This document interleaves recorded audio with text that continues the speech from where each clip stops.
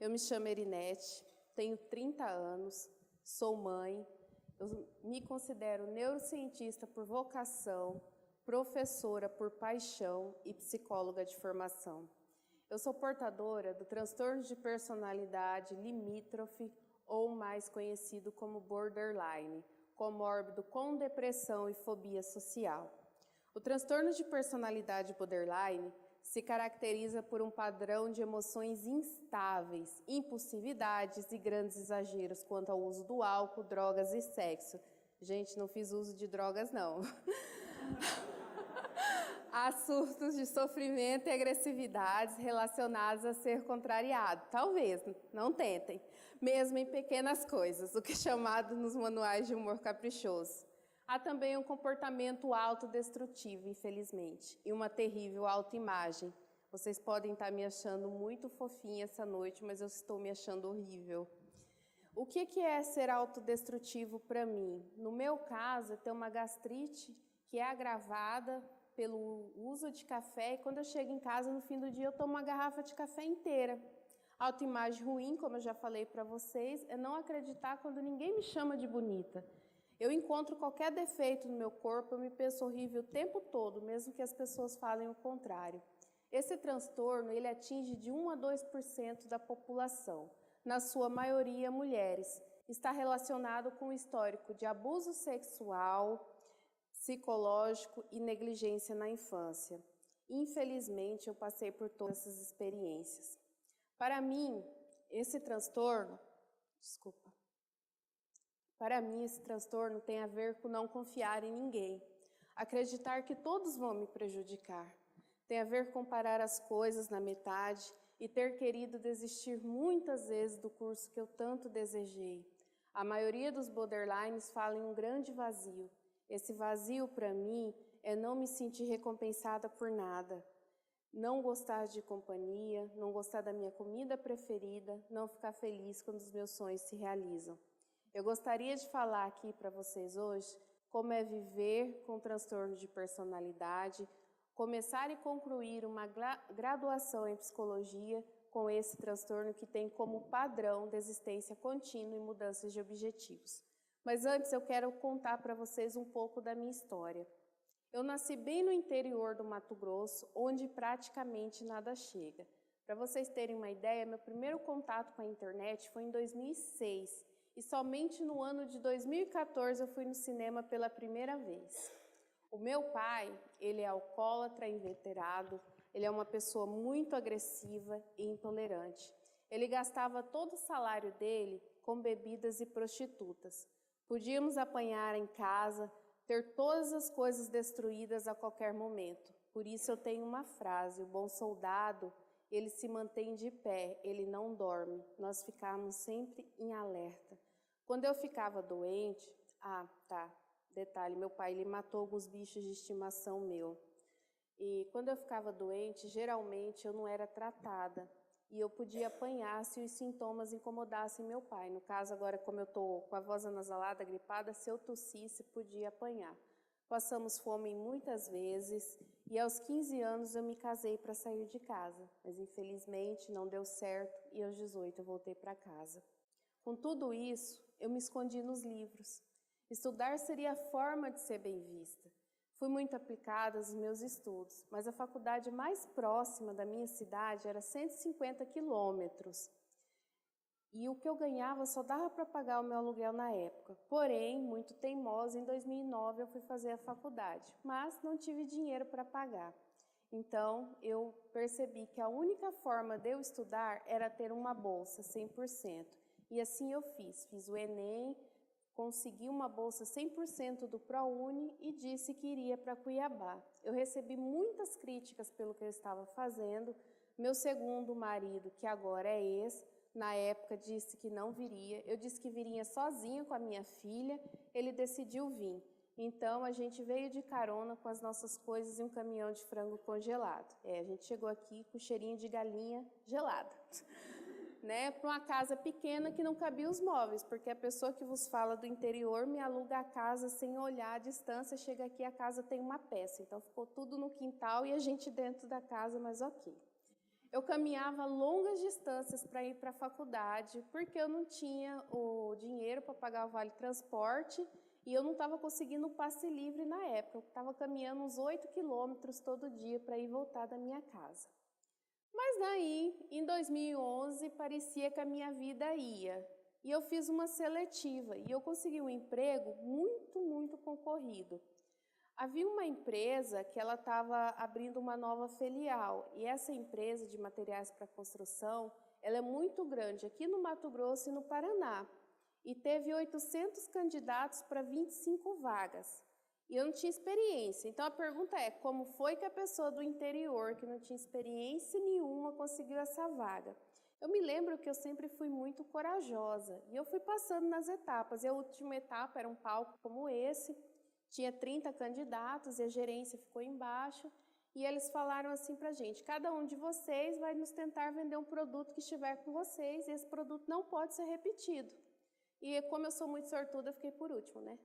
Aí, quando chegou a minha vez, todo mundo já tinha vendido que era tudo, que era brinco, que era até a maquiagem da cara da pessoa, a menina tinha vendido. Aí eu falei, e agora? E tinha uma pedra no meu sapato me incomodando, tirei a pedra, falei, vou vender a pedra para vocês agora. Eu falei, essa pedra, ela serve para ser usada na construção, serve também, ela é bonita, olha aqui, uma pedra, linda ela. E eu falei, ela tem uma função incrível. Quando você está em uma multidão, vê o seu amigo e não consegue chamá-lo, você cata a pedra, taca nele, entendeu? Com certeza ele vai olhar para trás. E assim eu consegui um emprego. E esse emprego...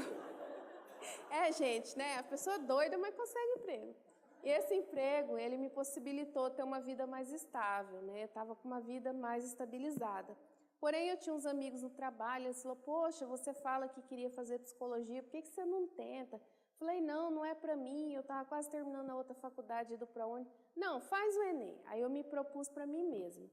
Falei, tem 7 anos que eu terminei o ensino médio. Se eu não passar, era porque não era para ser. Mas... eu passei, entrei em psicologia na Federal, a primeira de toda a minha família a entrar numa faculdade federal. E naquele momento, eu me senti como se eu tivesse ganhado o Nobel.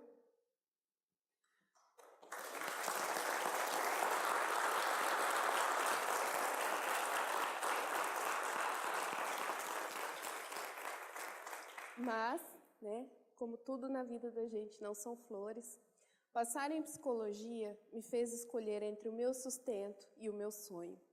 Larguei o emprego porque o curso era integral. O meu marido, na época, ele decidiu ir embora porque ele disse que não ia sustentar a casa sozinho. Eu fiquei no curso dos meus sonhos, sem emprego, sem marido, sem esperança, com uma filha pequena para criar, longe de todos os que eu conhecia. Eu passei fome novamente. E no dia que ele ia sair de casa, eu me lembro que ele falou assim, que eu ia comer merda. E eu estava numa situação tão difícil, que eu acabei tentando suicídio 3 vezes. Não deu certo, né? Eu tô aqui. Vocês veem, eu não sou muito boa nisso. Mas ok. Mas então, no 2º ano de curso, finalmente essa pessoa que falou tem coisa errada. E eu aceitei ir no psiquiatra.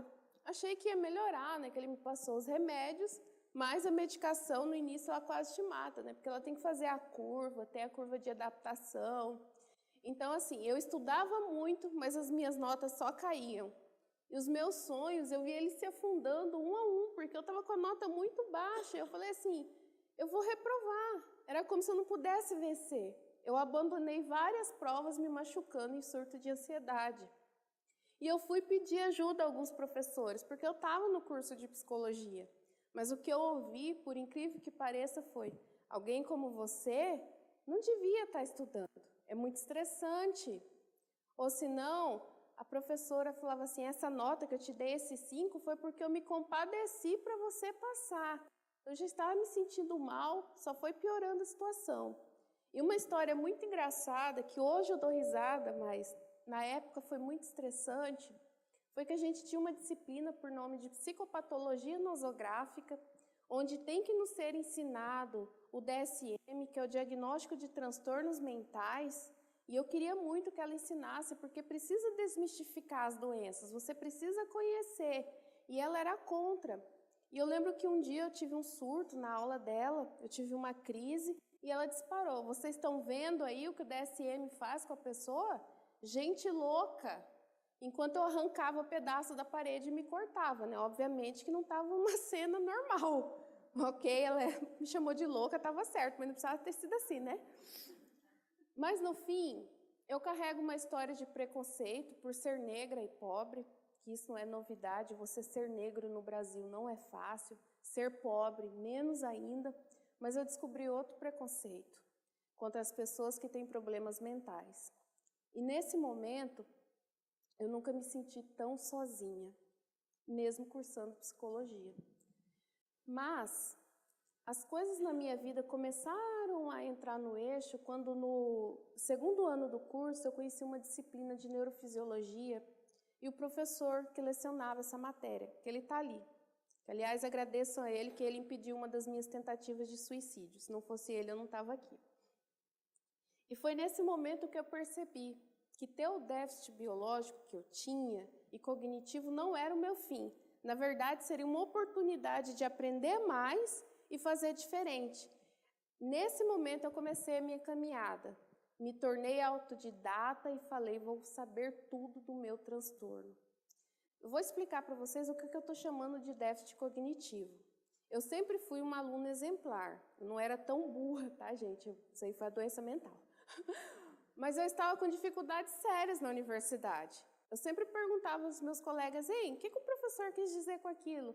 Esse material aqui eu li, eu não entendi. Eu falei: cara, eu tô burra feito uma porta. E eu vi o pessoal fazendo tudo sem dificuldade.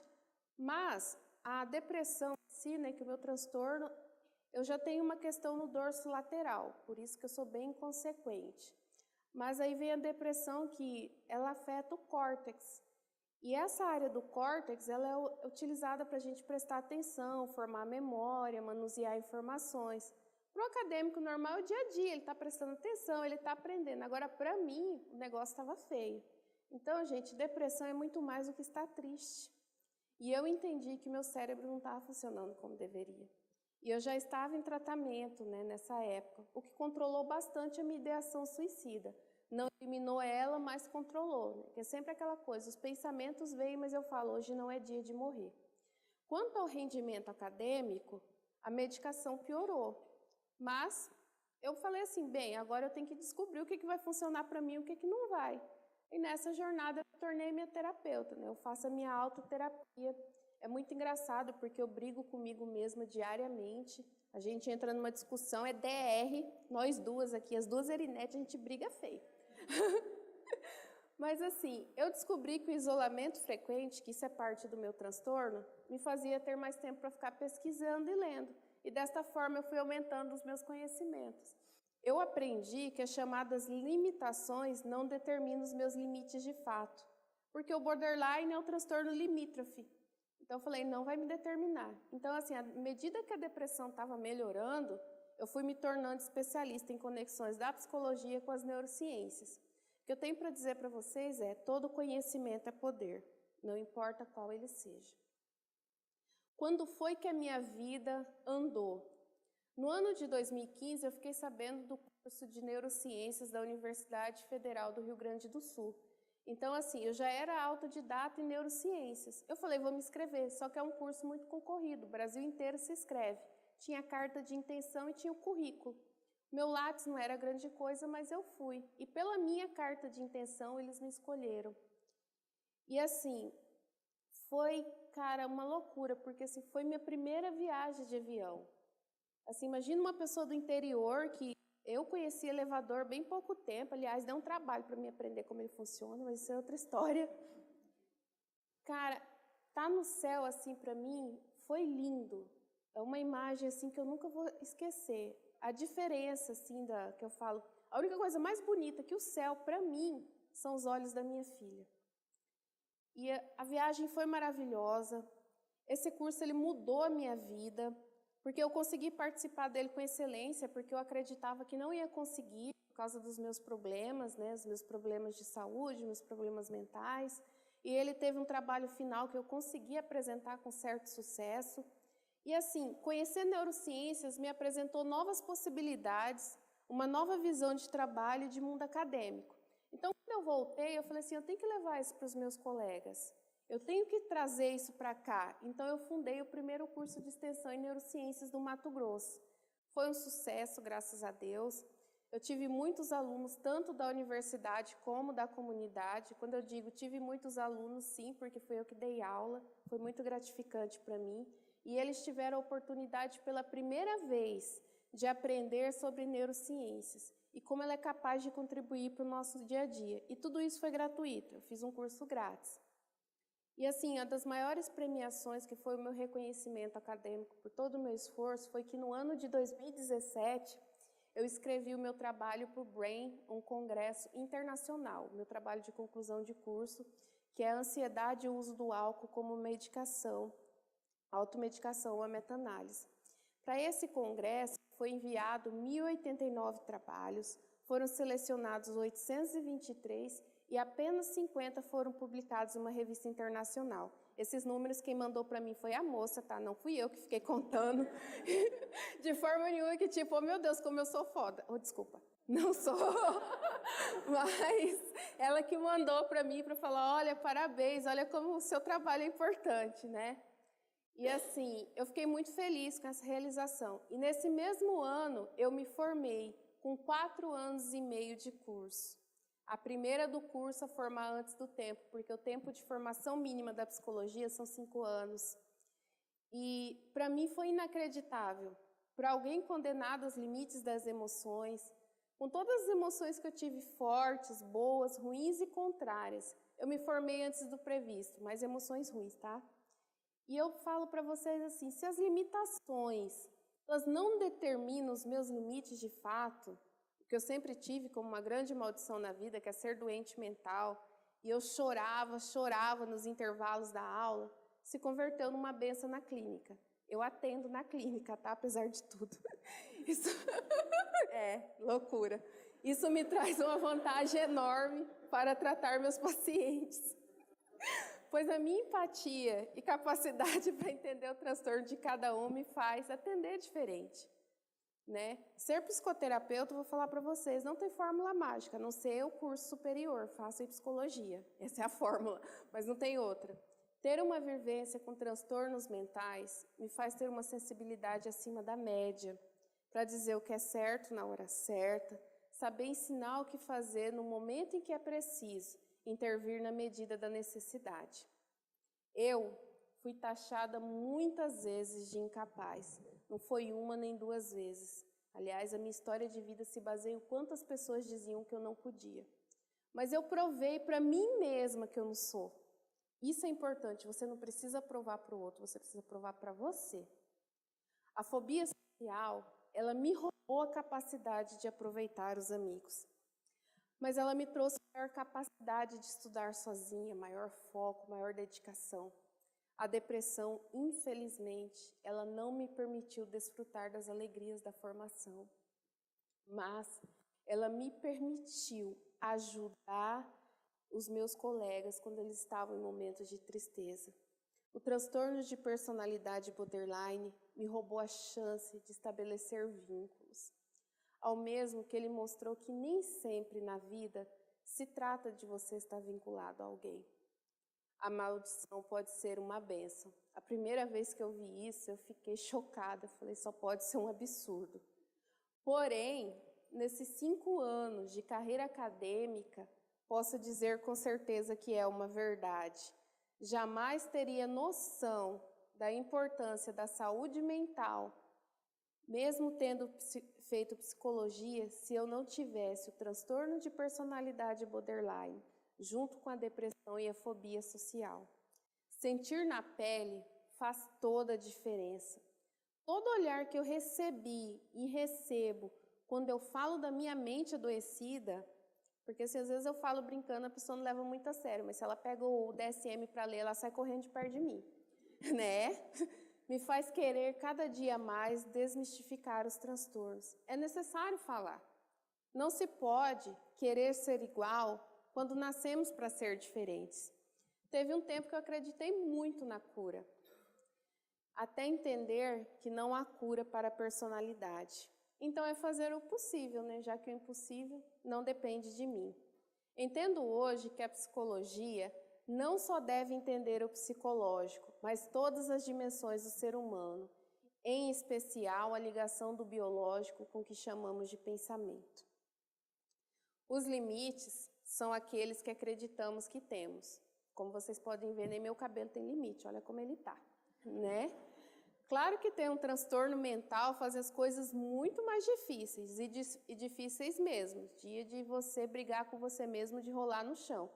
Mas não são impossíveis, mas tudo sempre tem um lado bom. E o bom da minha doença é que eu aprendi que toda conquista, por mais pequena que ela pareça, é superação. Sabe aquele dia que eu consegui sair? Bom dia, vizinho! Falei, nossa, eu falei com alguém e até que eu não fiquei com medo da pessoa, não achei que ela ia me matar, porque o border ele tem isso, ele vê a pessoa, ele achar que a pessoa vai agredir ela, fazer alguma coisa de mal. Eu tô muito bombando naquele dia e foi só bom dia para algumas pessoas. Hoje eu tô aqui para falar para vocês o seguinte: quais são os seus limites? Não sei se vocês já tiveram esse momento de se perguntar quais são os limites de vocês. Qual sonho que você já desistiu? Eu não desisti de nenhum, eles morreram sozinhos. Vou dizer para vocês uma coisa: limites são colocados nas nossas vidas para serem superados. E os nossos sonhos, eles são renovados a cada dia, a cada manhã. O que eu tenho para dizer para vocês hoje é: tente sempre, tente melhor. Muito obrigada.